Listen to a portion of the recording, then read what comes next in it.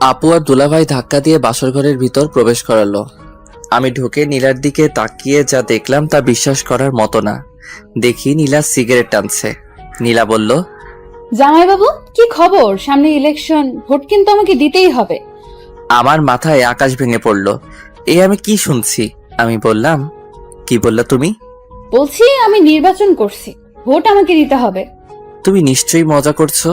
মজা করার কি আছে, আমি সত্যিই নির্বাচনে দাঁড়াচ্ছি। তুমি না এসব ছেড়ে দিয়েছো? এসব তো করেছি তোকে বিয়ে করার জন্য। তোকে বিয়ে করে ফেলেছি, এখন আমাকে আর দেখে কে? আমি এখনো নীলার কথা বিশ্বাস করতে পারছি না। কিন্তু সিগারেট টানছে এটা সত্যি।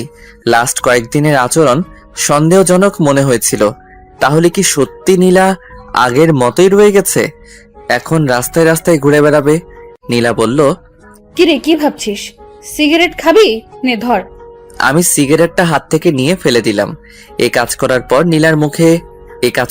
নীলার মুখ রাগে লাল হয়ে যায়।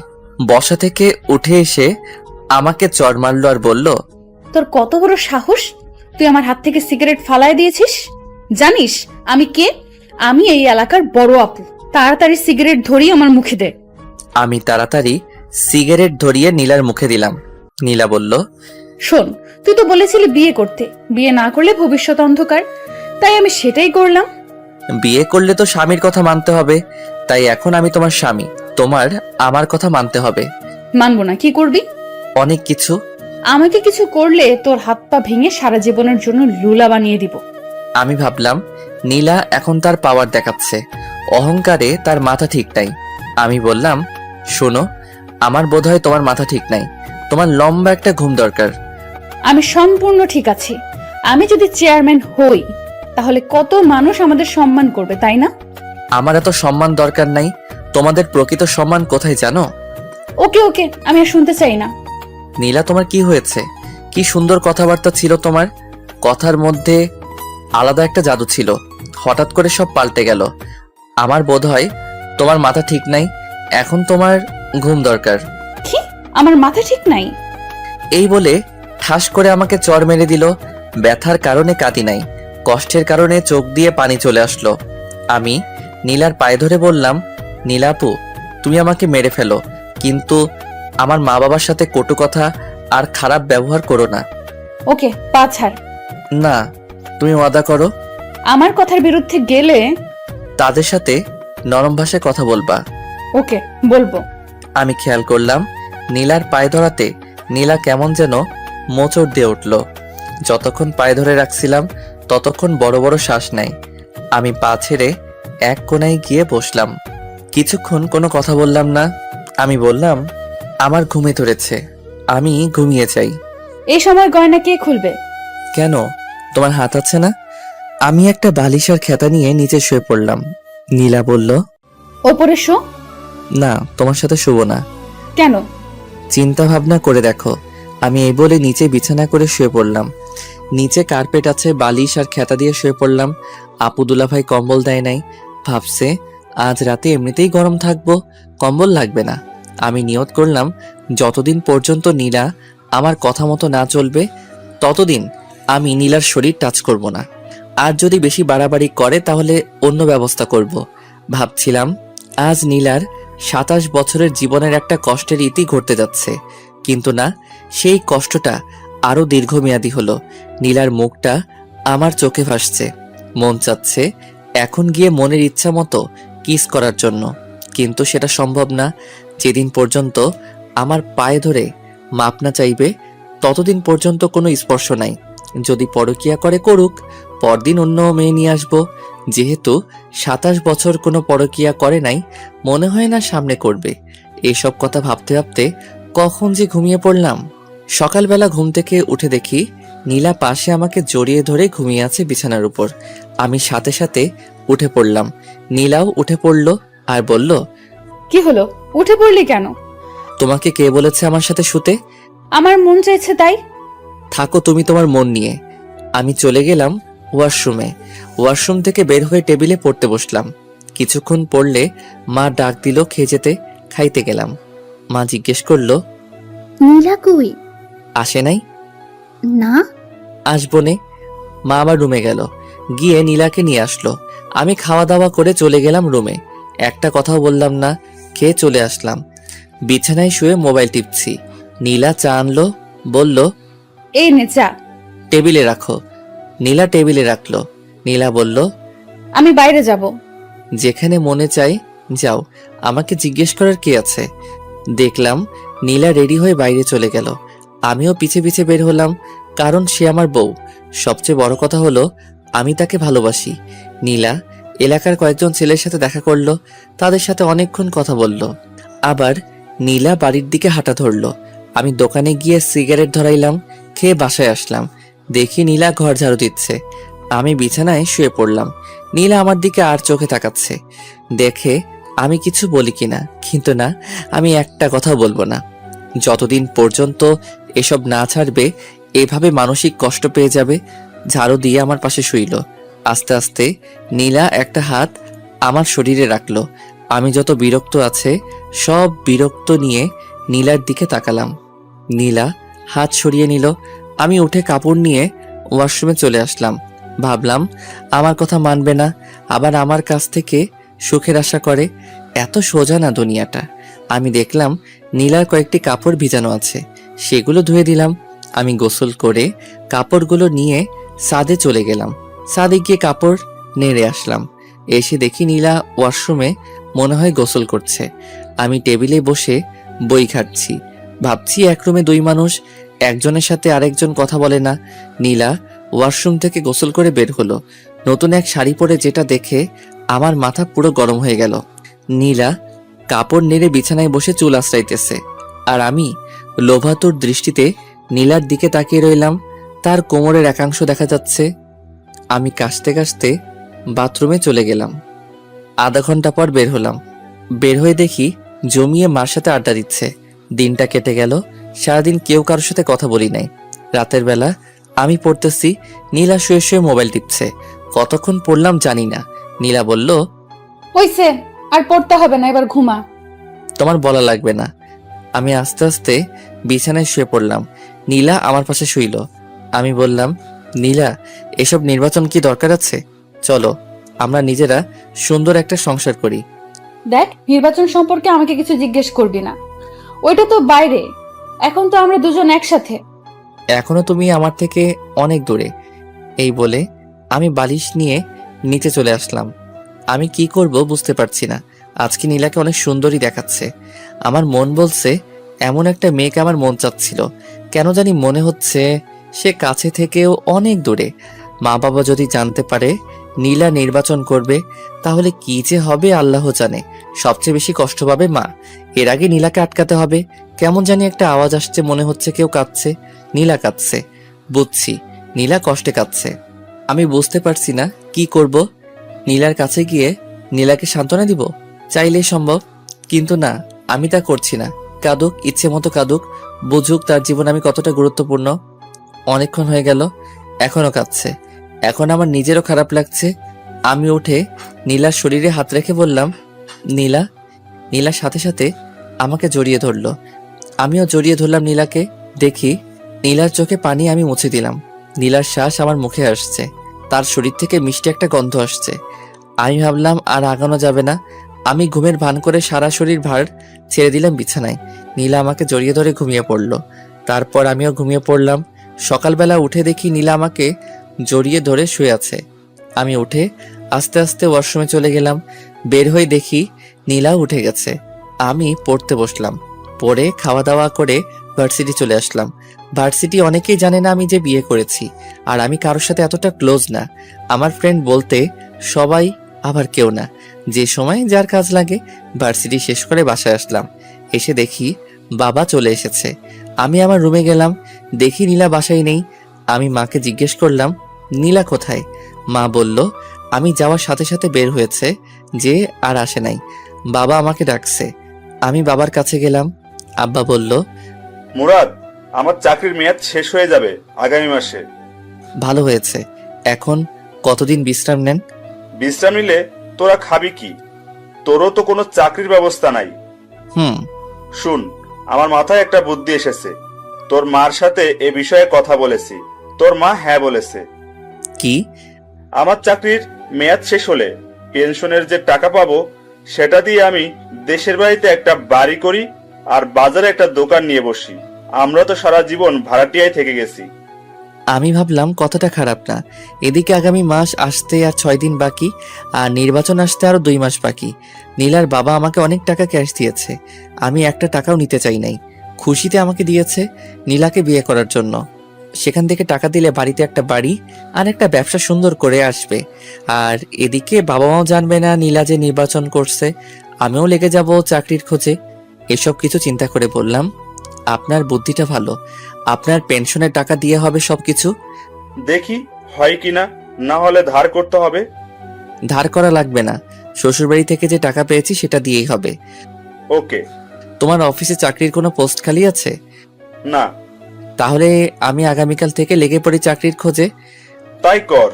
আমি রুমে এসে ভাবতে লাগলাম নীলা কোথায় গেল। নীলার মার কাছে ফোন দিলাম। হ্যালো আম্মা, কেমন আছেন? ভালো। বাবা তুমি কেমন আছো? ভালো। আম্মা, নীলা বলছিল বাড়ির কাছে এক বান্ধবীর বাসায় যাবে, সে কি আপনার এখানে এসেছে? না তো। ওকে, তাহলে বোধহয় এসে পড়বে। আমি ফোন কেটে দিলাম। নীলাকে ফোন দিলাম, ধরছে না, কেটে দিচ্ছে। আমি কি করব কিছু বুঝে পাচ্ছি না। ঘর থেকে বের হব তাকে খোঁজার জন্য, অমনি নীলা ঘরে ঢুকলো। আমি কিছু বললাম না, আর বললে কি হবে, সে তো আমার কথা শুনবেই না। এরপরেও আমি জিজ্ঞেস করলাম, কোথায় গিয়েছিলে? বাড়িতে গিয়েছিলাম। ও, মিথ্যা কথা ভালোই বলতে পারো। যেখানে মনে চায় সেখানে যাব, তোকে বলতে হবে? এমন কথা শুনে আমার মেজাজ গরম হয়ে যায়। আমি কানে কানে গিয়ে বললাম, রাতে তাহলে কাঁদিস, তোর খবর আছে। দেখবো না তুই কি করস। ওকে। মা নীলাকে ডাক দিল। নীলা চলে গেল। আমি একটু বাইরে বের হলাম। একটা চায়ের দোকানে গিয়ে সিগারেট নিলাম। কোথা থেকে জানি এক ছেলে এসে জিজ্ঞেস করলো, কি ভাই, কি খবর? আমি চিনতে পারলাম সাজিদ। এই তো আছি। তোমার আর বড় আপুর বলে বিয়ে হয়েছে? হুম। তুমি কি করে বড় আপুকে পটিয়ে বিয়ে করে ফেললে? আমার ভাবতে অবাক লাগছে। আরে ভাই, কপালে আছে। সেটাই, তোমার বউ তো নির্বাচনে পাশ করব। সত্যি? তুমি জানো না, আজকে যে বক্তৃতা দিছে অর্ধেকের বেশি মানুষ তার পক্ষে চলে এসেছে। তাই নাকি? ধুর ভাই, আপু আপনার কাছে কিছুই বলে না? কোথায় বক্তব্য দিয়েছে? আপনি জানেন না, ওই সামনের মোড়ে। এত আয়োজন, এত কিছু, এসবের খরচ কে দিয়েছে? বড় আপু। ধুর ভাই, আপনি আমার কাছ থেকে চালাকি করে কথা জেনে নিচ্ছেন। আপু জানতে পারলে আমাকে মারবে। ধুরু ভাই, বসো। মামা বেনসন দাও তো। মামা এসে সিগারেট দিল। আমি বললাম, আমার একটা কাজ করতে পারবা? আপুর বিরুদ্ধে আমি কিছুই করতে পারবো না। আরে বোকা, সে তো আমার বউ, আমি তার বিরুদ্ধে কি বলবো? শোনো, তুমি শুধু বলবা সামনে কোথায়, কোন জায়গায় তোমাদের বড় আপু বক্তব্য দেয়। কি করে বলবো? ফোন করে। ফ্ল্যাক্সির টাকা? 500 টাকা দিয়ে বললাম, এবার হবে। হুম। সাজিদ চলে যায়। আমি বাসায় আসি। এসে পড়তে বসলাম। দেখি নীলা খুব হাসি খুশি। রাতের খাবার খেয়ে আবার পড়তে বসলাম। আমি আর নীলা একটা কথাও বলি না, কারণ এখনো নীলা আমার কথা শুনছে না। আজকে কত মানুষের সামনে বেপর্দা হয়ে কথা বলল। আমার শরীরটা শুধু জ্বলছে। সবাই তো নীলার দিকে লোভাতুর দৃষ্টিতে তাকিয়ে রয়েছে। এটা তো আমি বুঝি। ভাগ্যে নির্মম পরিহাস। নীলা যদি আমার কথা শুনতো। এদিকে নীলা শুয়ে শুয়ে মোবাইল টিপছে আর একটু পরপর হাসি দিয়ে ওঠে। আমি নীলাকে জিজ্ঞেস করলাম, নীলা, তুমি যে নির্বাচন করছো, এত টাকা কোথা থেকে? আমার জমানো টাকা। আর একটা টাকাও খরচ করো না। এসব টাকা রেখে দাও, ভবিষ্যতে দেখবে তোমার সন্তানের জন্য অনেক কাজে লাগবে। আমার না মা হওয়ার অনেক ইচ্ছা। তুমি মা হওয়ার যোগ্যতা নেই। তুই যদি মা হওয়ার, বেচারা ছোট বাচ্চাটা শুধু কষ্ট পাবে। আমি মা হলে বাচ্চাটাকে সারা দিন বুকের কাছে আগলে রাখতাম। শুনছি তুমি বলে নির্বাচনে জিতবে, আর এদিক দিয়ে যদি তুমি মা হও তাহলে কি হবে? তুমি সারাদিন কাজে এখানে সেখানে ঘুরে বেড়াবে, আর এদিকে বাচ্চাটা তোমার বুকের এক ফোঁটা দুধের জন্য কান্না করবে। আমি এসব দেখতে পারবো না। আমি মা হলে সারা দিন তাকে বুকে আগলে রাখবো। নীলা আজকে একটা সাদা ড্রেস পরেছে, বাংলায় যাকে বলে প্লাজো। আর যেহেতু নীলা শুয়ে আছে, তাই নীলার হাঁটু অব্দি প্লাজো উঠে আছে। নীলার এই সুন্দর পা দেখে আমার অবস্থা খারাপ। আমি আস্তে আস্তে কাছে গেলাম, গিয়ে নীলার পাটা ঢেকে দিলাম। আমি বললাম, নীলা, আমি তোমাকে অনেক ভালোবাসি। আমিও তোকে অনেক ভালোবাসি। তাহলে তুমি আমার কথা শুনছো না কেন? আমি একটা প্ল্যান হাতে নিয়েছি, সেই প্ল্যানটা আমি যে করেই হোক কমপ্লিট করব। নীলা, তুমি কেন বুঝছো না? যদি মা বাবা জানতে পারবে তুমি নির্বাচন করছো, তাহলে বুঝতেই পারছো মা কতটা কষ্ট পাবে। যেই মাকে তুমি বিয়ার কথা বলাতে মা সাথে সাথে রাজি হয়ে যায়। তোমাকে কতটা বিশ্বাস করে, একটু ভুলের জন্য সব শেষ হয়ে যাবে। আমাকে একজন বলছে একজনে অনেক কথা বলবে, এসব কথায় কান্না দিতে। সকল স্বামী তার স্ত্রীর ভালো চায়, আমি কখনো তোমার খারাপ চাই না। নীলা, এসব হলো ছেলে মানুষের কাজ। তোমার উচিত আমাদের সংসার কিভাবে সুন্দর করা যায় সেটা চিন্তা ভাবনা করা। যা তো এখান থেকে তুই, আমার ভালো লাগছে না। আমি জানি নীলা, আজকে তুমি কোথায় গিয়েছো। জানলে ভালো। কেন নীলা, তোমার কি একটু জানের ভয় নেই? আছে। তাহলে এত মানুষের সামনে বেপর্দা হয়ে কিভাবে কথা বললে? আমি অনেকক্ষণ প্র্যাকটিস করেছি। আর আমাকে কি কেউ মেরে ফেলবে নাকি? তুমি একা একা চলো, আমার ভয় করে। তাহলে তুই আমার সাথে চল। নীলা, তুমি আমাকে ভালোবাসো? হুম। যদি আমি তোমাকে ছেড়ে চলে যাই তাহলে তুমি কষ্ট পাবে না? ছেড়ে চলে যাবে মানে? যেখানে যাস সেখান থেকে তোকে বের করে আনবো। নীলার এমন কথা শুনে আমার চোখ দিয়ে পানি পড়ছে। এ কি, তুই কাঁদতেছিস কেন? তোমার কথা শুনে কাঁদছি। তোর কষ্টটা বল। হয়তো তোমার সুখের দিনে আমি থাকবো না, আর আমার সুখের দিনে তুমি থাকবে না। কেন? ইস নীলা, তুমি যদি আমার কথা বুঝতে, আমি তোমার সাথে না থাকতে পারলেও তোমার ছায়া হয়ে থাকবো। মানে বুঝতে হবে না, এখন ঘুমাও, আমি বালিশ নিয়ে নিচে আসবো। নীলা বলল, ওপরে শো, নিচে অনেক ঠান্ডা। ওকে। আমি নীলার উল্টো দিকে মুখ ফিরে শুয়ে রইলাম। ঘুম আসছে, ঘুমিয়ে পড়লাম। নীলার যে করে হোক নির্বাচনে দাঁড়াবে এবং পাশ করেও নিজের নাম সারা দেশে ছড়িয়ে দিবে। এখন যদি যে কোনো বাতাসে উপেক্ষা করবে, রাস্তাঘাটে হাঁটলে কত সম্মান করবে মানুষ। মুরাদের আবদার নীলা বুঝতে পারে, কিন্তু নীলাকে নির্বাচনে দাঁড়াতেই হবে। নীলা ভাবছে, নীলা নির্বাচনে পাশ করলে মুরাদ দেখবে তার কত সম্মান। তার আগে যেভাবেই হোক তাকে টিকে থাকতে হবে। নীলা আবার ভাবে সে কোনো ভুল করছে না তো, কিন্তু লোকের সমর্থনে সব ভুলে যায় নীলা। নীলা বুঝতে পারছে মুরাদ খুব কষ্ট পেয়েছে। মনে মনে নীলা ভাবে আর মাত্র 2টা মাস, তারপর দেখতে পাবে তোমার আর কোনো কষ্ট থাকবে না। নীলারও ঘুম পাচ্ছে। নীলা জানে এখন মুরাদের শরীরে হাত দিলে মুরাদ রাগ করবে, তাই নীলা মুরাদের শরীর ঘেঁষে ঘুমানোর চেষ্টা করলো। আস্তে আস্তে নীলা মুরাদের শরীরটা জড়িয়ে ধরলো। শেষমেশ মুরাদকে জড়িয়ে ধরে ঘুমিয়ে পড়ল। সকালবেলা ঘুম থেকে উঠে দেখে মুরাদ পড়ছে। নীলা অনিচ্ছা সত্ত্বেও কেন জানি পিছন থেকে জড়িয়ে ধরলো। মুরাদও নীলার হাতটা নিয়ে নীলার হাতে চুমু খেলো। আর কিছুক্ষণ পর নীলা ওয়াশরুমে চলে আসলো। একেবারে গোসল করে বের হলো। ছাদে কাপড় নাড়তে যাবে। 3 তলা থেকে 4 তলায় উঠলো। 4 তলায় এক মহিলার কাণ্ড দেখে নীলা থমকে যায়। দেখলো একটা বাচ্চা ছেলেকে চোখে চোখে মুখে চুমু দিয়ে বলল, যাও বাবা, বাবার সাথে স্কুলে যাও। আর বাচ্চাটা বলল, বাই মা। যাওয়ার সময় বাচ্চাটা মার গালে চুমু খেলো। শেষমেশ টাটা দিতে দিতে বাচ্চাটা চলে গেল। নীলা পুরো কাজটা দেখলো। দীর্ঘ একটা শ্বাস ফেলে মনে মনে বলল, ইস, আমার যদি এরকম একটা বাচ্চা থাকতো। পেটের দিকে হাত দিয়ে পেটের মধ্যে হাত বুলিয়ে দেয় নীলা। মুরাদ, তুই কেন বুঝতে পারস না আমার মনের কথা? আমাকে একটা বাচ্চা দে, কসম করে বলছি, তার কোনো কষ্ট আমি হতে দিব না। নীলা আবার ভাবে, মুরাদ হয়তো ঠিকই বলেছে, এসব তো ছেলে মানুষের কাজ। আমার কাছে তো ঘরের ভেতর, আমি 2-3টা বাচ্চা নিয়ে সুখের ঘর করব। নীলা নিচে এসে দেখলো মুরাদ কলেজে চলে গেল। নীলা নিয়ত করে ফেলেছে এসব বাদ দিয়ে মুরাদের কথা মতো চলবে। নীলা ঘর থেকে বের হলো অফিসে গিয়ে নিজের পথ বাতিল করতে। বাসা থেকে বের হয়ে হাঁটা ধরলো।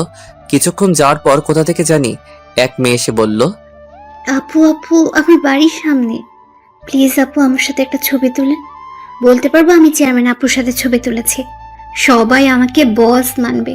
প্লিজ আপু। ওকে ওকে, তুলো। মেয়েটা ছবি তুলে বলল, আমার আপনাকে খুব ভালো লাগে। আমার ফ্যামিলির সবাই আপনাকে ভোট দেবে। Thank you. হেঁটে কেন, রিক্সা দিয়ে যান। আসলে শরীরটা বেড়ে যাচ্ছে তো তাই। ওকে আপু, চলেন আপনাকে এগিয়ে দেই। চলো। মেয়েটা আর নীলা হাঁটছে। সামনে দিয়ে যে যায় সেই লম্বা করে একটা সালাম দেয়। নীলা হাসি মুখে তাদের বিদায় দেয়। আরো কিছুক্ষণ হাঁটার পর 6-7টা মেয়ে নীলাকে ঘিরে ধরলো। আরো 10-12 জন ছেলে এসে হাজির হলো। পুরো একটা দল হয়ে গেল। এক সময় মিছিল শুরু হয়ে গেল। মিছিলের মধ্যে আরো মানুষ যোগ দিতে থাকে। পরে মোটামুটি বড় একটা মিছিল হয়ে যায়। অনেকক্ষণ সবাই বড় আপুর পক্ষে মিছিল করে। এক জায়গায় এসে এক রেস্টুরেন্টে নিয়ে সবাইকে কিছু খাওয়াইয়া তাদের বিদায় দিল। নীলা বাড়িতে চলে আসে। এসে ফ্রেশ হয়ে শুয়ে ভাবতে লাগলো কোথা থেকে কি হয়ে গেল, যে জায়গায় গিয়ে না করে আসবে এসবের মধ্যে আমি আর নাই। সেখানে গিয়ে বড় এক মিছিল করে আসলো। এত মানুষের সারা কিভাবে নীলা ফেলে দিবে? এখন কত সম্মান, পরে না জানি কত সম্মান হবে। বের হলেই মানুষ ঘিরে ধরবে, তখন মুরাদ বুঝতে পারবে আমি কেন এত কষ্ট করেছি। তখন হয়তো মুরাদ আমাকে একটা বাচ্চা নেওয়ার সুযোগ দিবে। আমি নীলার মনের ভিতর ঢুকে যাওয়ার চিন্তা ভাবনা করছি। নীলার সব কাজে রেসপন্স করব, কিন্তু আসল কাজটা করব না। আমি বুঝতে পারছি এইভাবে নীলার সাথে আর বেশি দিন থাকা যাবে না। ভার্সিটি থেকে এসে দেখি নীলা ঘুমাচ্ছে, তার মায়াবী মুখটা কি সুন্দর করে তাকিয়ে আছে। আমি অনিচ্ছা সত্ত্বেও নীলার কপালে চুমু খেলাম। নীলা পাশ ফিরে আবার শুয়ে পড়ল। আমি ফ্রেশ হয়ে নীলাকে ডাক দিলাম, নীলা আমার খিদা লাগছে। দাঁড়াও, আমি নিয়ে আসছি। নীলা একটু পর আমার জন্য খাবার নিয়ে আসে, আমি খেলাম। আমি বললাম, নীলা তুমি আজকে মিছিল করেছো? কেন? যাতে নির্বাচনে পাশ করতে পারি। ওকে, তাহলে তুমি নির্বাচন নিয়েই থাকো। মুরাদ, রাগ করিস না, আমি এখান থেকে বের হতে পারবো না। ওকে, তোমার যা ইচ্ছা তাই করো। আমি বিকালের দিকে ছাদে গেলাম, গিয়ে দেখি জ্যোৎস্না। আমি বললাম, জ্যোৎস্না আপু কেমন আছেন? ভালো, তুমি? ভালো। কেমন চলছে তোমার দিনকাল? এই তো মোটামুটি। আমার সামনে বিয়ে। ভালো। আপু আমার একটা সমস্যা, যদি একটু হেল্প করতেন। কি বলো? নীলা খালি নির্বাচন করে, এই নিয়ে তাকে আমি প্রতিদিন বোঝাই, কিন্তু সে কোনো কথা কানে নেয় না। আপনি যদি একটু হেল্প করতেন। যে তার স্বামীর কথা শুনে না, তাহলে অন্য আরেকজনের কথা কি শুনবে? তারপরেও একটু কথা বলে দেখবেন। ওকে। আমি যাই। হুম। আমি চলে আসি। কি করব কিছুই মাথায় আসছে না। এইভাবে এক সপ্তাহ চলে গেল। বাবা গ্রামে চলে যায়। গ্রামের বাড়িতে নতুন বাড়ি হলে মাও চলে যাবে। নীলা জিজ্ঞেস করলে বলি বাড়িতে বেড়াতে গেছে। আমি এই বিষয় নীলার কাছ থেকে সম্পূর্ণ গোপন রাখি। আর সে নির্বাচন নিয়ে ব্যস্ত, এদিকে টাইম দেওয়ার কোনো প্রশ্নই আসে না। নীলাকে কেমন জানি লাগে, তার সাথে কথা বলা, হাসাহাসি এখন আর ভালো লাগে না। এখন কেন জানি নীলাকে বিরক্তিকর মনে হয়। আমি আস্তে আস্তে নীলার সাথে কথা বলা কমিয়ে দিলাম। ওই তো আগামীকাল সারাদিন নীলার সাথে একটা কথা বলি নাই। বুঝতেই পারছেন এটা কতটা কষ্টকর। নীলাকে অনেক বোঝালাম, শেষমেশ যেই কদু সেই লাউ। আমি ভাবলাম নীলার মা বাবার সাথে এই বিষয়ে কথা বলতে হবে। আমি সময় করে চলে আসি নীলার বাড়িতে। দেখি তার মা বাবা দুজনেই বাড়িতে। হঠাৎ নীলাকে ছাড়া আমাকে দেখে তারা অবাক হয়ে যায়। নীলার মা বলল, বাবা, তুমি এমন সময় একা? নীলা কোথায়? নীলা বাড়িতে, আম্মা আব্বা কিছু কথা আসছিল। নীলারে নিয়ে একটা সমস্যা হচ্ছে। কি সমস্যা? আসলে নীলা খালি নির্বাচন করে। এই সারাদিন নির্বাচন নিয়ে বাড়ির বাইরে ব্যস্ত থাকে। কত যে বললাম এসব ছেড়ে দিতে, আমরা সুন্দর করে সংসার সাজাই, কিন্তু কে শুনে কার কথা। আপনারা দুজন যদি একটু বলতেন এসব ছেড়ে দিতে, তাহলে খুশি হতাম। আসলে বাবা কি বলবো, সে ছোটবেলা থেকেই স্বপ্ন দেখে আসছে এই এলাকায় নির্বাচন করবে, তাই সে ছোটবেলা থেকে টাকা জমাইছে। তোমার অসুবিধা হলে আমরা অবশ্যই নীলাকে বুঝাবো। ধন্যবাদ। আমি নীলার বাড়ি থেকে খাওয়া দাওয়া করে বাসায় আসলাম। এসে দেখি নীলা ঘরের ভিতর নাচতেছে। আমি মুচকি হাসি দিলাম। আমি বললাম, এত খুশি কেন? সবাই বলছে আমি পাশ করব। ঘরের বাইরে বের হলে কত মানুষ আমাকে ঘিরে ধরে। সেটা তো ধরবেই, কারণ তুমি অনেক সুন্দরী, আর সুন্দরের পূজা করে সবাই। সুন্দরী বলে না, আমি চেয়ারম্যান হব বলে। এখনো কোনো নেতা তোমাকে আহ্বান করে নাই রাতে তার সাথে থাকার জন্য? এটা কি বললি তুই? আবার বল। মুহূর্তের মধ্যে নীলা চোখ মুখের রং পাল্টে গেল। যদি এরকম অফার পাও তাহলে ফোন করে বলে দিও, আজ রাতে আমি বাইরে থাকবো। ঠাস ঠাস করে দুটো চর বসিয়ে দিল গালে। আমি বললাম, সত্যি কথা বললে কারো সহ্য হয় না। নীলা কেঁদে দেয়। কেঁদে কেঁদে আমাকে জড়িয়ে ধরে বলে, তুই এমন কথা বলিস না। এই নীলা শুধু তোর, নীলার সব তোর, নীলার যৌবন রূপ সব তোর, এসব কিছু তোর জন্য। নীলা আমার একটা হাত নিয়ে তার গালে দিল। খুব কষ্ট হচ্ছে নীলা, এর একটা কিছুই আমি পাবো না। এসব কিছু কয়েকদিন পর পথের মানুষের কাছে চলে যাবে। এমন কথা মুখে আনিস না মুরাদ, আমি তোরে ভালোবাসি, তোকে ছাড়া আমি বাঁচবো না। তুই এমন কথা আর বলিস না। প্লিজ নীলা, তুমি এসব ছেড়ে চলে আসো, প্লিজ প্লিজ।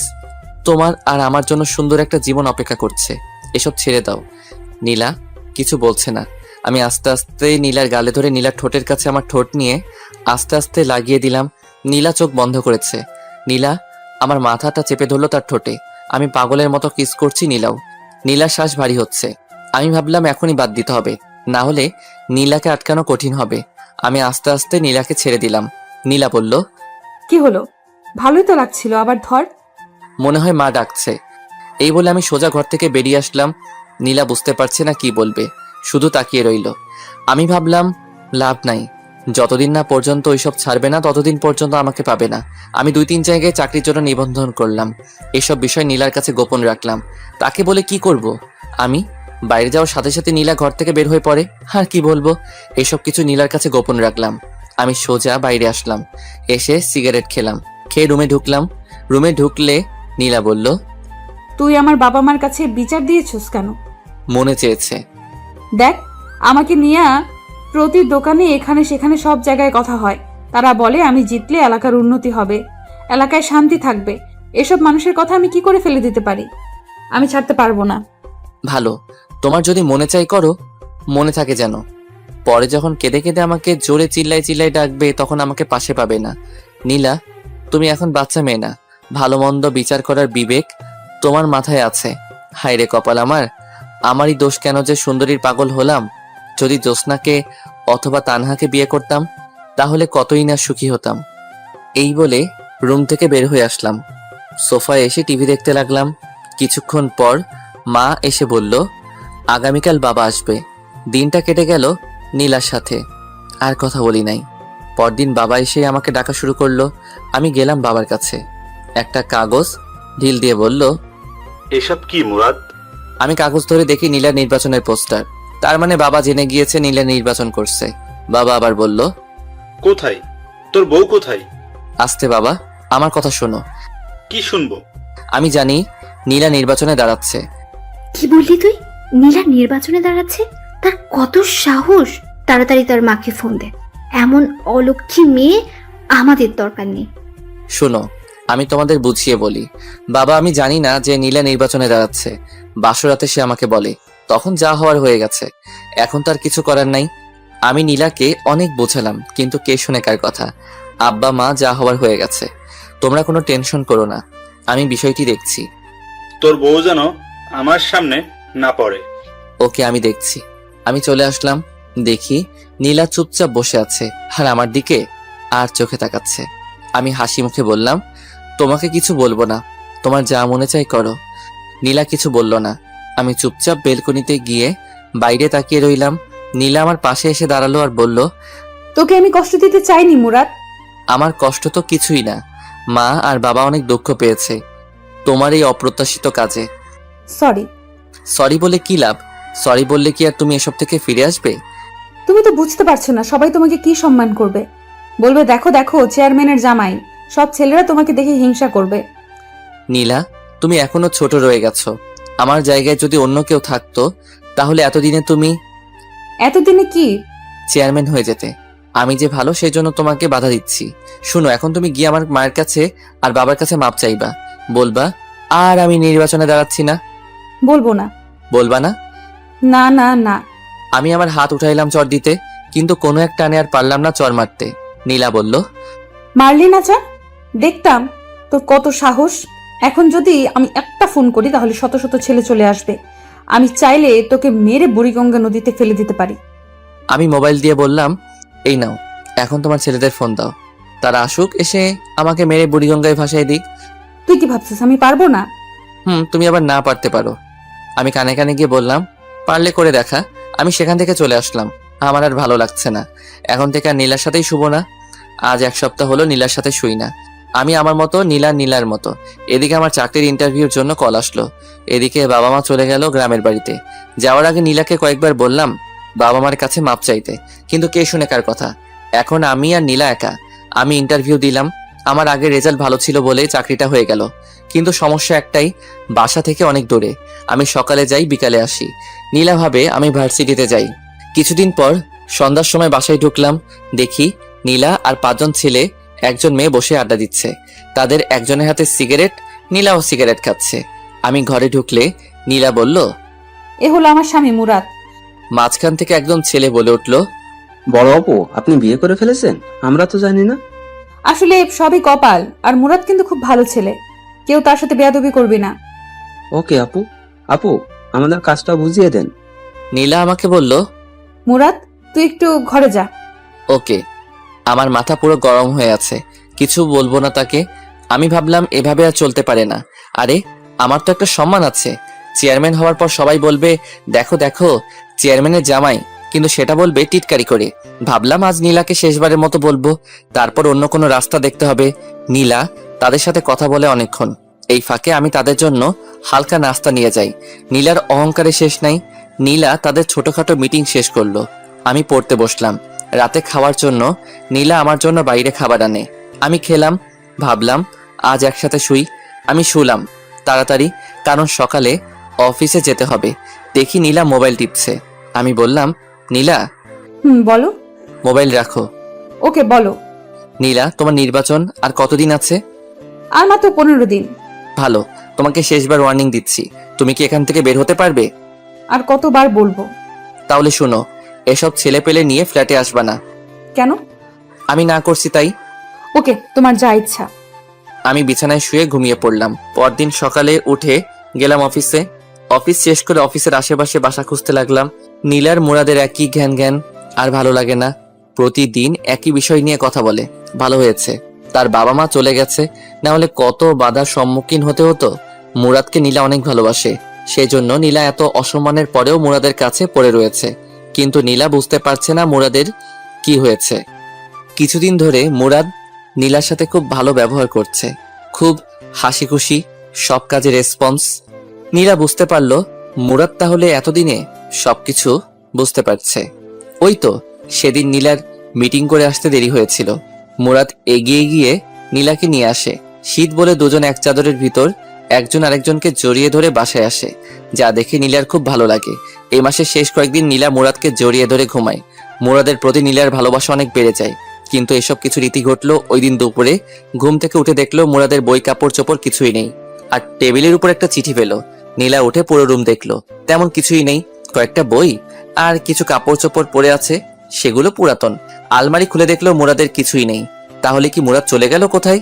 নীলা জোরে জোরে মুরাদ বলে ডাক দিল। তার শব্দই আবার ফিরে আসলো। পুরো ফ্ল্যাট চেক করলো, প্রয়োজনীয় সবকিছু আছে। নীলা আস্তে আস্তে চিঠির কাছে আসলো। নীলার বুকটা কাঁপছে। মুরাদ কি চলে গেছে? আগে মোবাইল নিয়ে কল করলো মুরাদের নাম্বারে, ফোন বন্ধ। এবার চিঠির কাছে এসে চিঠি হাতে নিল, কাপা কাপা হাতে। চিঠি খুলে পড়তে লাগলো। চিঠিতে লেখা আছে, নীলা, আমি কোনো চিঠি লিখছি না যাতে পরে উত্তর দিতে না পারো। নীলা, একটা কথা তো জানো, স্বাধীনতা অর্জন করার চেয়ে রক্ষা করা কঠিন। আমার ক্ষেত্রে সেটাই হয়েছে। আমি তোমাকে খুব ভালোবেসে ফেলেছিলাম, কিন্তু সেটা ধরে রাখতে পারিনি। নীলা, আমি তোমার সাথে মোটামুটি অনেক সময় কাটিয়েছি। নীলা, তুমি যখন বলতে আমি কোথাও চলে গেলে আমাকে যেখান থেকে পারো ধরে নিয়ে আনবে, তখন আমার খুব অহংকার হতো। আনলে আবার কি হবে? আমার একই কথা, নির্বাচন করো না। সেরকম কথা তোমাকে শুনতে আর হবে না। আমি চলে গেলাম। এখন তুমি নির্বাচনে বেশি ফোকাস করতে পারবে। দোয়া করি নির্বাচনে পাশ করে এলাকার উন্নতি করতে পারো। সবাই একটা চেয়ারম্যান থেকে এটাই আশা করে, আর সবসময় গরিব দুঃখীদের পাশে থাকবে। দেখবে তুমি ভালো একটা চেয়ারম্যান হতে পারবে। নীলা, আমি দুঃখিত, আমি ভালো একটা স্বামী হতে পারিনি, তোমার কথায় রাজি হতে পারিনি। তোমার সামনে জীবন পড়ে রয়েছে, ভালো একটা ছেলেকে বিয়ে করে মা হওয়ার স্বপ্ন দেখো। খুব ইচ্ছে ছিল বাবা হওয়ার, কিন্তু সেটা হলো না। নীলা, আমি তোমাকে ছেড়ে অনেক দূরে চলে এসেছি। আমার খুঁজতে তুমি বের হয়েও না, কারণ তুমি আমাকে খুঁজে পাবে না। আমি পিছনের সকল পথ বন্ধ করে দিয়েছি। তুমি জেনে খুশি হবে, আমি একটা চাকরি পাইছি। তোমার অন্তরে কি ছিল সেটা আমি আদৌ চিন্তা করে বের করতে পারিনি। শেষ কয়েকদিন তোমার সাথে ভালো ব্যবহার করেছি, কারণ তুমি যাতে বুঝতে পারো তোমার জীবনে আমি কতটুকু গুরুত্বপূর্ণ ছিলাম, কিন্তু তুমি সময় থাকতে গুরুত্ব দাওনি।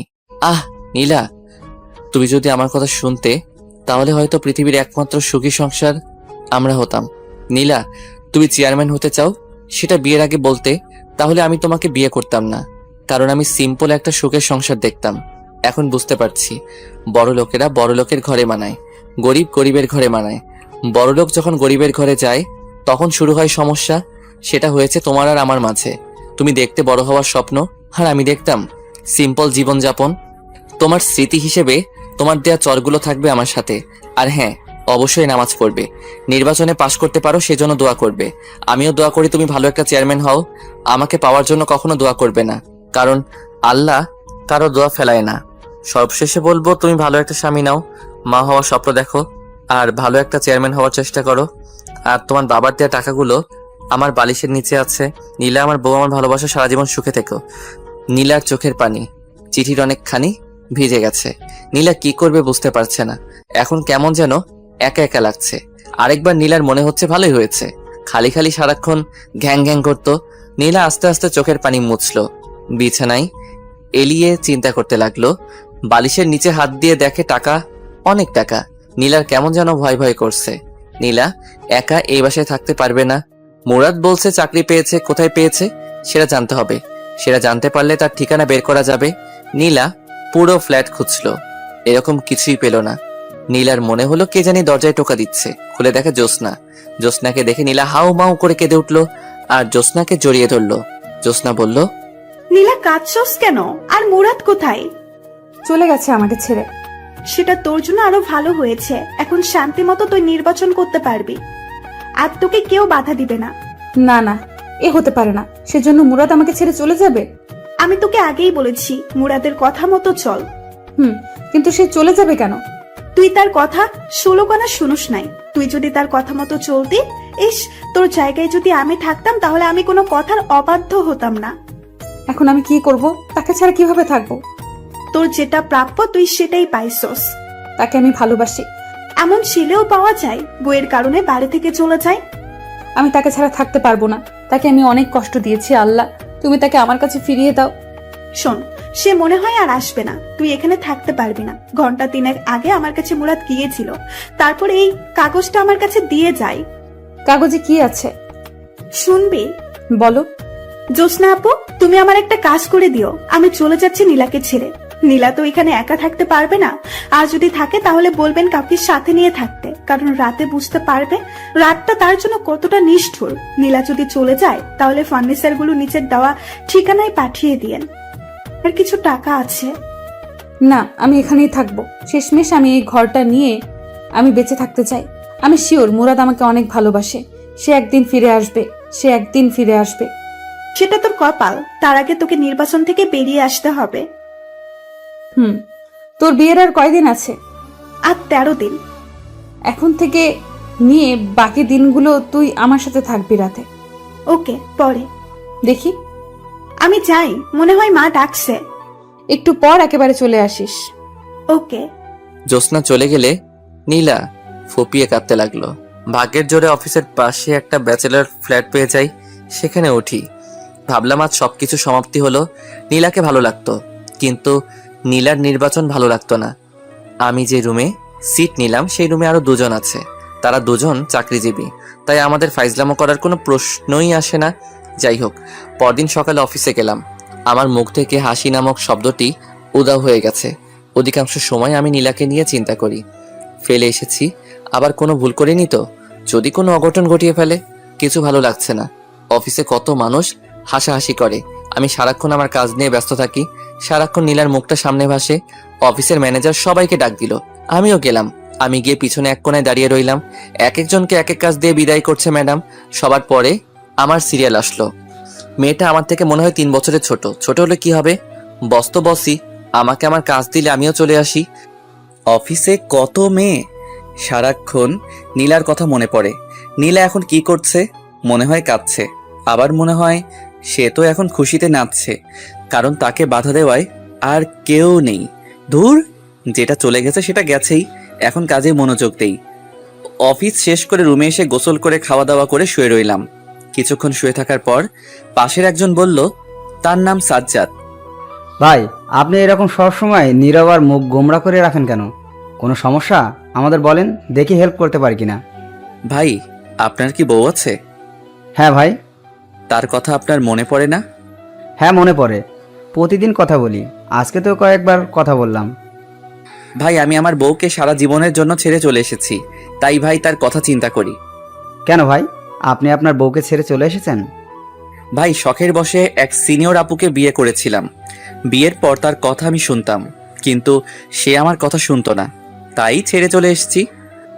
Very interesting. আমরা দেখি যত কম বয়সী মেয়ে আর তুমি কি না সিনিয়র আপুকে বিয়ে করো? থাক ভাই, যা হওয়ার হয়ে গেছে, এখন সামনে ফোকাস করেন। দেখবেন আরো ভালো মেয়ে কপালে আসবে। আমি পড়তে বসলাম, কারণ আমাকে ভার্সিটি শেষ করতে হবে। এটা বেসরকারি, যে কোনো সময় চাকরি চলে যেতে পারে। পরদিন অফিসে গেলাম, সারাদিন অফিস করলাম, কারোর সাথে কথা বলিনি। সবাই টিফিন করে আর আমি নীলার কথা চিন্তা করি।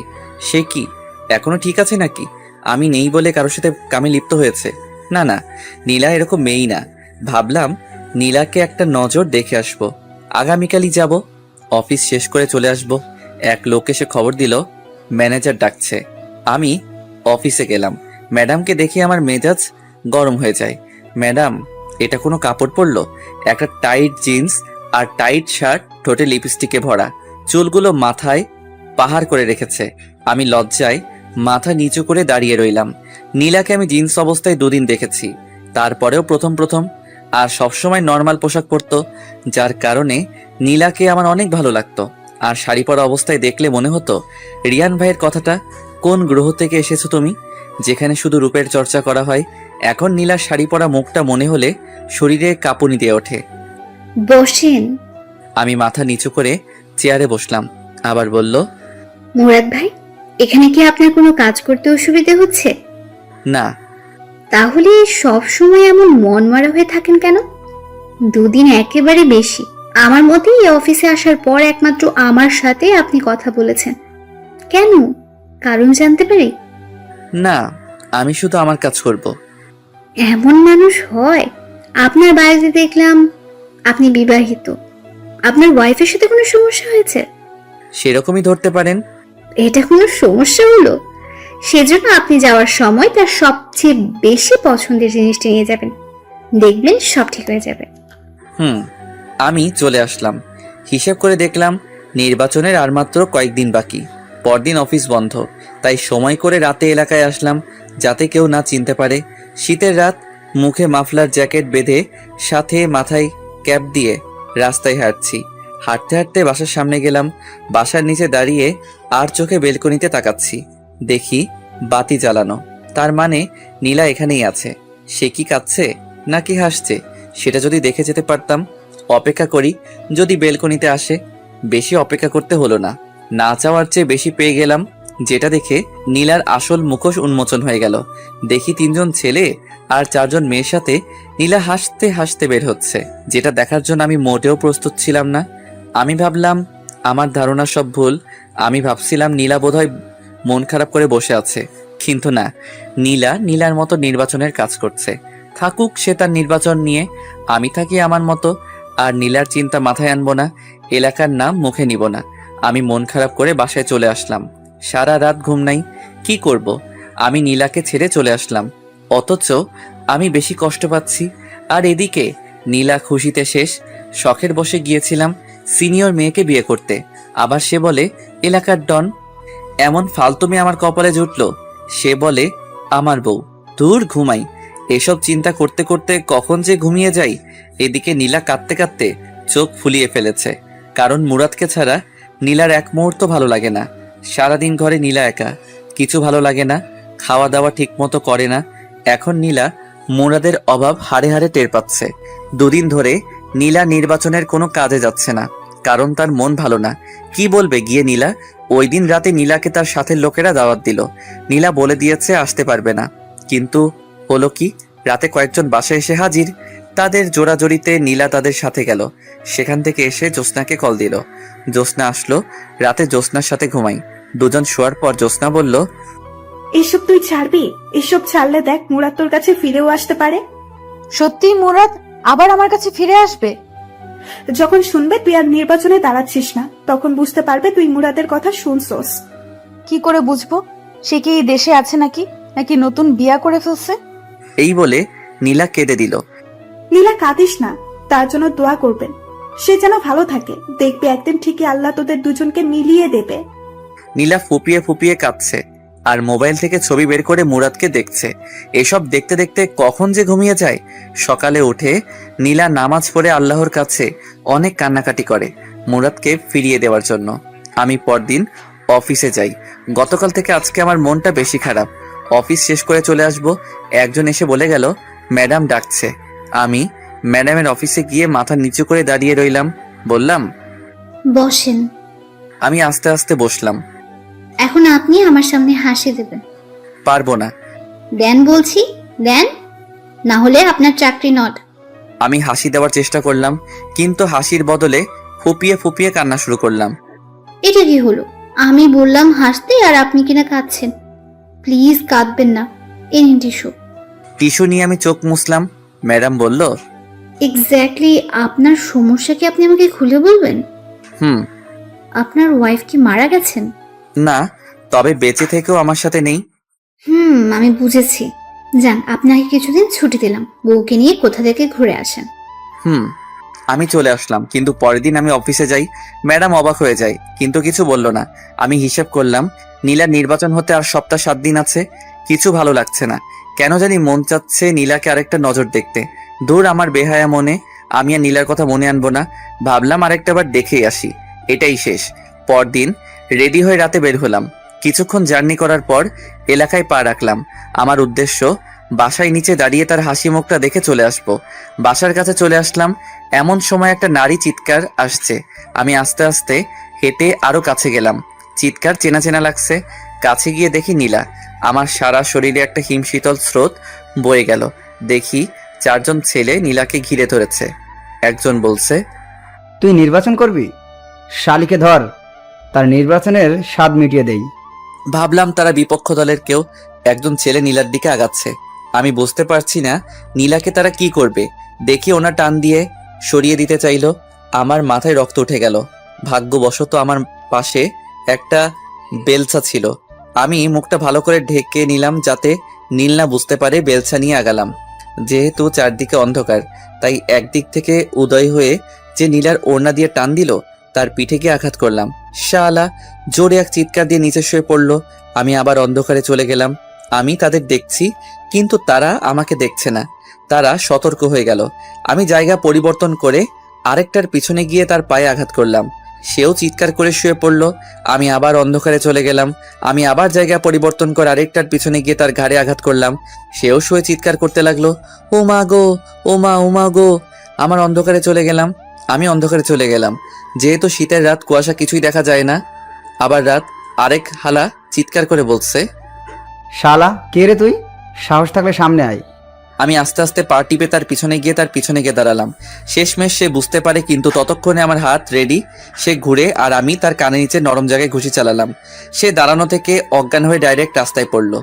একজনকেও মাথায় আঘাত করলাম না, যদি মারা যায়। আমি আবার অন্ধকারে চলে গেলাম। বাকি 3 জন তাকে উঠিয়ে দৌড়। তারা চলে গেলে আমি নীলার সামনে প্রকাশ হলাম।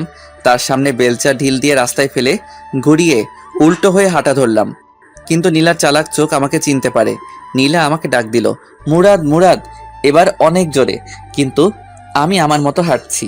নীলা কাঁদে আর ডেকেই যাচ্ছে, মুরাদ, মুরাদ, আমার কথা শোনো। কিন্তু আমি আমার হাঁটা থামালাম না, কারণ পিছনে ফেরার টাইম নেই।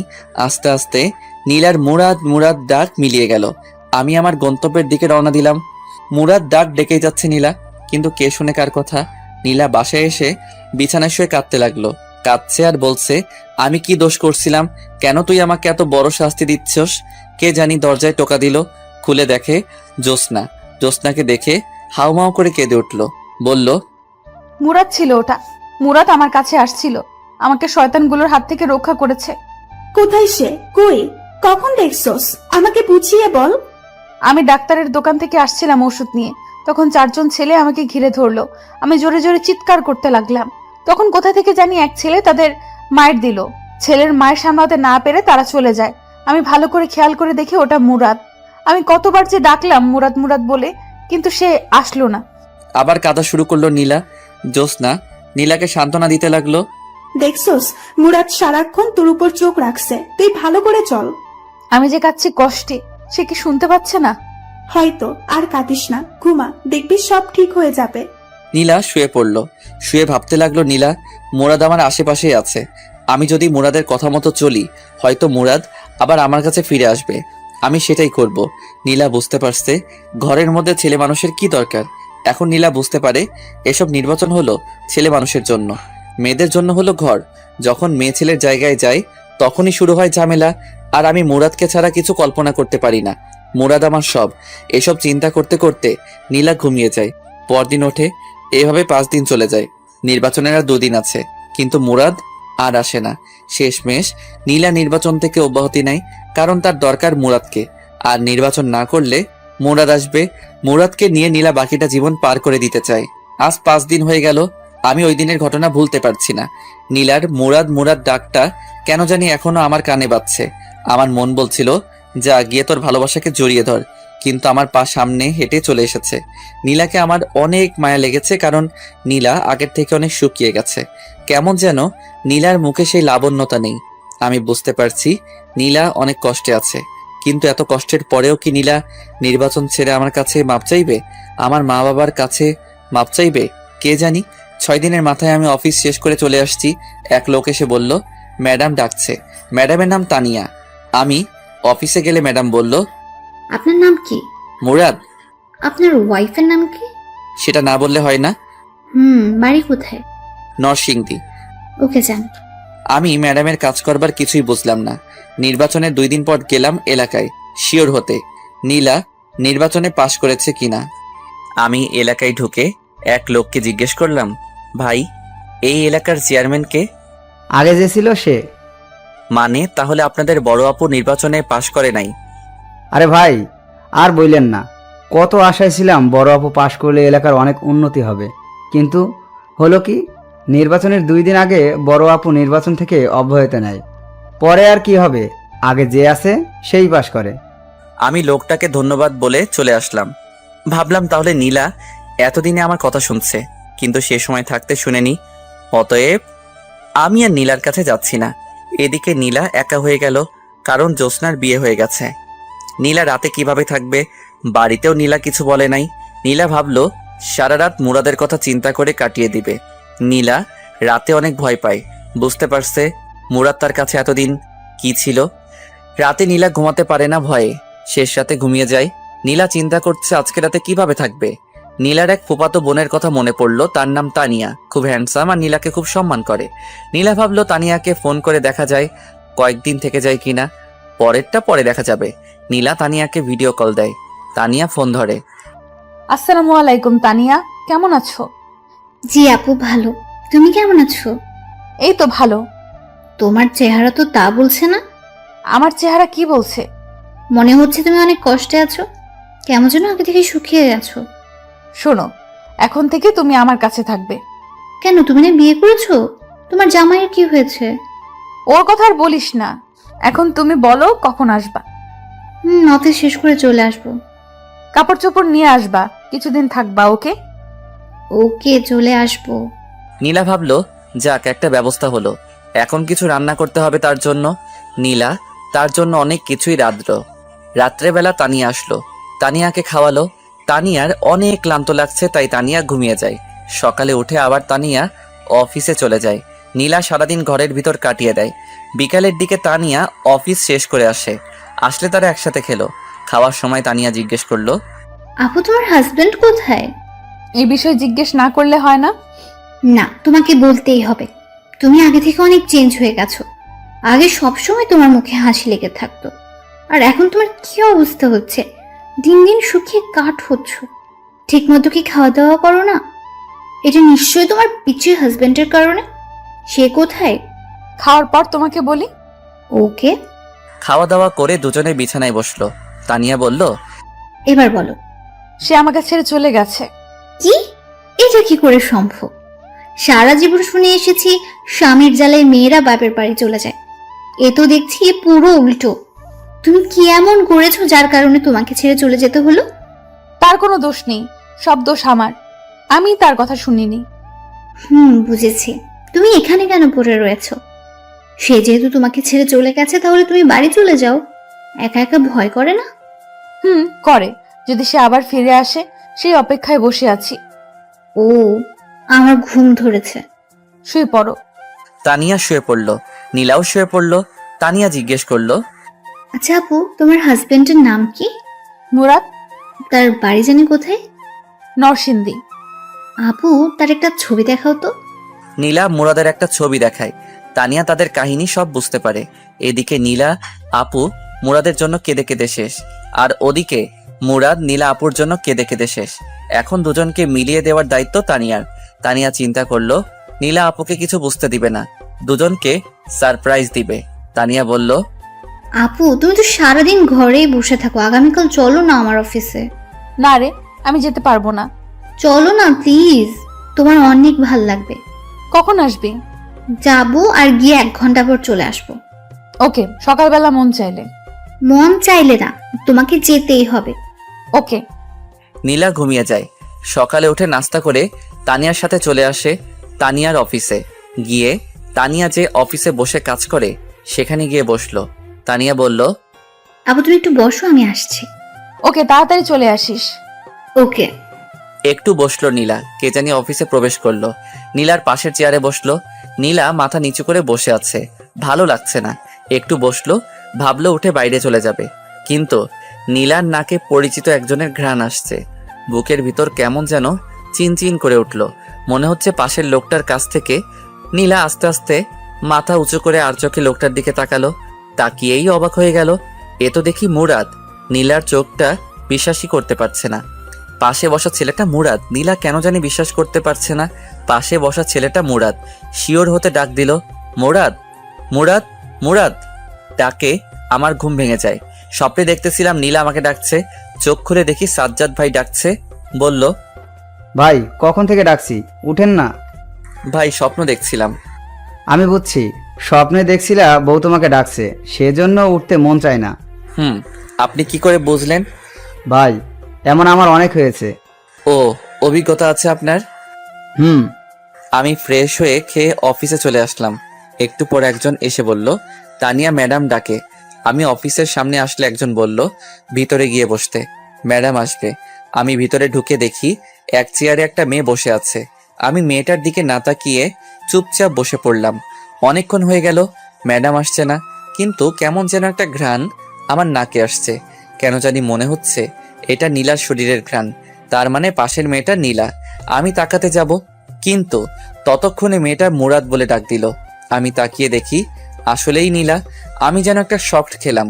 আমি কি বলবো কিছুই বুঝতে পারছি না, শুধু তাকিয়ে রইলাম। নীলাও আমার দিকে তাকিয়ে রয়েছে, কিছু বলছে না। অনেকক্ষণ পার হয়ে গেল। আমি খেয়াল করলাম নীলার মুখের রং পাল্টে যাচ্ছে। নীলা চেয়ার থেকে উঠে আমার শার্টের কলার ধরে কষিয়ে 2টা চড় দিল। আমি ফ্যাল ফ্যাল করে তাকিয়ে রইলাম, মুখে কথা বলার শক্তি হারিয়ে ফেললাম। নীলা অফিসের দরজা আটকে দেয়। বুঝতে পারছি আজকে আমার খবর আছে। দীর্ঘ 1 মাস পর আমাকে পেয়েছে, হাতে নাতে এত সহজে আমাকে ছাড়বে না। নীলা লাফ দিয়ে আমার মাথার চুল ধরে টেনে নিচে নামালো।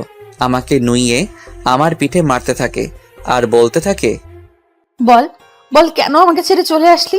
বল, বল কেন আমাকে ছেড়ে চলে আসলি? আমি কি দোষ করছিলাম? বলছি প্লিজ আর মেরো না। তুই না আমাকে ছেড়ে চলে আসছস, তাহলে বেঁচে আসছস কেন? তোমার কারণে। মিথ্যে কথা।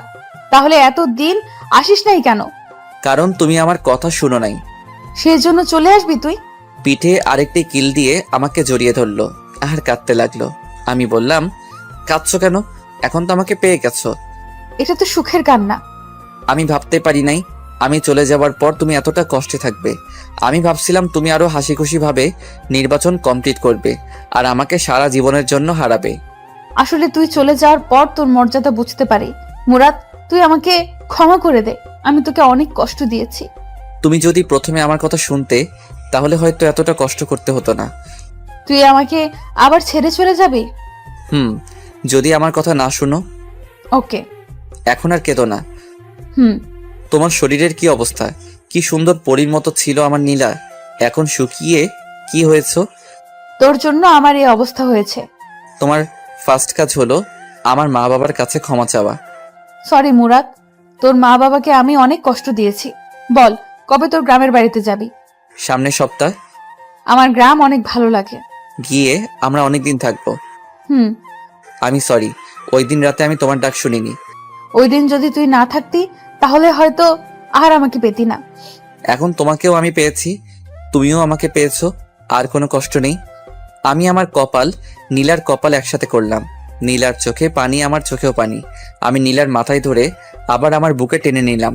নীলাও আমাকে জড়িয়ে ধরে শক্ত করে, আবার নীলা কেঁদে দেয়। আবার যদি আমাকে ছেড়ে চলে যাস তাহলে আমাকে আর জীবন্ত পাবি না। ওকে, আমি তোমাকে ছেড়ে চলে যাব না, কিন্তু তুমি তোমাকে মারার অনুমতি দাও। তুই আমাকে মেরে ফেলিস, তবু আমাকে ছেড়ে চলে যাস না। প্রিয়জন পাশে না থাকার বেদনা আমি বুঝতে পেরেছি। এই তো লক্ষ্মী মেয়ে। আমি নীলার চোখ মুছে দিলাম, চেয়ারে বসালাম, দরজা খুলে দিলাম। একটু পর তানিয়া প্রবেশ করলো। আমি বুঝতে পারছি এসব তানিয়ার কাজ ছিল। মনে মনে তানিয়াকে অনেক ধন্যবাদ। তানিয়া এসে বলল, আপু আমাকে আর তোমার সাথে থাকতে হবে না তো? নীলা হেসে বলল, আপাতত না, সময় হলে বলবো। সময়টা কখন? পেটে বাচ্চা হলে? যা শয়তান। ম্যাডাম, আপনি তো কিছুদিন আগে বলেছিলেন বউকে নিয়ে কোথাও ঘুরে আসতে। সেই ছুটিটা আমি আগামী সপ্তাহ চাই। মুরাদ ভাই, এটা কিন্তু ঠিক না। দিয়ে দিস না। আগামী সপ্তাহ কিন্তু, এখন না। হুম। যান, এখন মন দিয়ে কাজ করেন। আমি চলে আসলাম। আমি অফিস শেষ করে নীলাকে নিয়ে শপিং মলে গিয়ে তার জন্য বোরকা কিনলাম। সেখান থেকে বোরকা পরিয়ে আমার মেসে গেলাম। গিয়ে নীলাকে সাজ্জাদ ভাইয়ের সাথে পরিচয় করিয়ে দিলাম। সাজ্জাদ ভাই নীলাকে কতগুলো উপদেশ দিয়ে দেয়। আমি আমার জরুরি জিনিসপত্র নিয়ে বাসায় আসলাম। নীলাকে বোরকা অবস্থায় আরও বেশি সুন্দরী লাগে। নীলাকে বললাম বোরকা পরে ঘর থেকে বের হতে, আর আগের সব কিছু ভুলে যেতে, সামনে ফোকাস করতে। সে আমার কথায় সায় দেয়। বাসায় আসলে নীলা আমাকে রান্না করে খাবার দেয়। আমি খেয়ে দিয়ে আমি রুমটা গোছালাম যেভাবে আগের মতো ছিল। আমি রাতে নীলা বিছানায় শুইলাম। যেহেতু অনেক দিন পর, তাই নীলাকে শরীরে ধরতে কেমন যেন লজ্জা লাগে। আমি ঘুমিয়ে গেলাম। সকালে সব লজ্জা চলে যায়। দেখি নীলা আমাকে জড়িয়ে ধরে ঘুমাচ্ছে। তার মিষ্টি মুখটা আমার দিকে তাকিয়ে আছে। আমি নীলাকে ডাক দিলে সে উঠে ফ্রেশ হয়ে রান্না করে। আমি খাওয়া দাওয়া করে অফিসে চলে গেলাম। অফিস থেকে এসে দেখি নীলা একটা গোলাপি কালার শাড়ি পরেছে, যেটা দেখে আমার মাথা এমনি ঠিক নেই, তাও আবার তার শরীর থেকে মিষ্টি একটা গন্ধ আসছে, আর তার একাংশ দেখা যাচ্ছে। আমি কোনো চিন্তা না করি তার কোমরে ধরে তাকে টান দিয়ে বুকে আনলাম। তার মিষ্টি গোলাপি ঠোঁটে চুমুর প্রলেপ এঁকে দিলাম অনেকক্ষণ। নীলা আমাকে টেনে নিয়ে বিছানায় ধাক্কা দিয়ে ফেলে দেয় আর বলে, তুই না আমাকে অন্য একটা জগৎ থেকে ঘুরিয়ে নিয়ে আসবি? আমার শরীর আনচান সেখানে যাওয়ার জন্য। আমি বুঝতে পারছি নীলা কিসের কথা বলছে। আমি এতদিন সেটার জন্য অপেক্ষা করছি। আমি নিশার ঘাড়ে চুমু খেতে থাকি। আমি আস্তে আস্তে নিচে, বাকি কাজটুকু নীলা সেরে ফেলে। ভাবলাম এত ফেতনার ভিতরেও নীলা নিজেকে সম্পূর্ণ ঠিক রেখেছে। আমরা সন্ধ্যার সময় শুইলাম, উঠলাম। পরের দিন সকালে নীলা বলল, এই জিনিসটা এত মজা, এত সুখ আগে যদি জানতাম তাহলে আমি তোর কথার কখনো অবাধ্য হতাম না। আমি আরো 10 বছর আগে বিয়ে করে ফেলতাম। তখন কিন্তু তুমি আমাকে পেতে না। তা ঠিক। এখন বলো কি খাবে? সেটাও বলে দিতে হবে। না, এখন না। আমি নাস্তা তৈরি করছি, খেয়ে দিয়ে অফিসে যাও। ওকে। আমি অফিসে চলে আসি। পরের সপ্তাহ আমরা গ্রামের বাড়ি আসি। সেখানে 1 সপ্তাহ থাকি। নীলা মা বাবার পায়ে ধরে মাপ চায়। নীলাকে ক্ষমা করে দেয়। সপ্তাহে একটা পরীক্ষা, তাই ভার্সিটি পরীক্ষা দিয়ে শেষ করলাম।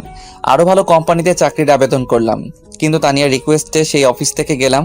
কিন্তু আমার প্রমোশন হয়। আসা যাওয়ার জন্য নীলার বাবার কাছ থেকে একটা গাড়ি নেয় আমার জন্য। 1.5 বছর পর আমাদের একটা মেয়ে হয়। দেখতে নীলার মতো হয়েছে। আসলে ভালোবাসা চেয়ে পাওয়া যায় না, ভালোবাসা দিতে হয়। ভালোবাসা দিলেই তুমিও ভালোবাসা পাবে।